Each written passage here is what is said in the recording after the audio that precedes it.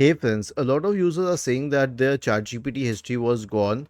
Now, if you intentionally deleted it, there's no chance that you can get it back. I'm telling you.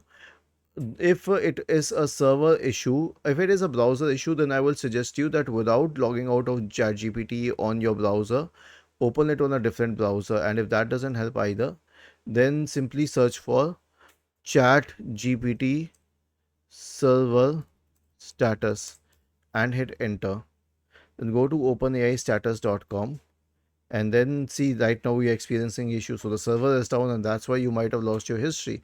So you will have to wait, and in some cases it may become unretrievable even if it's not your fault.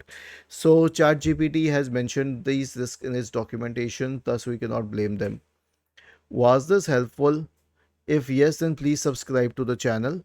If not, then let us know in the comment section of the video on how we could help you further.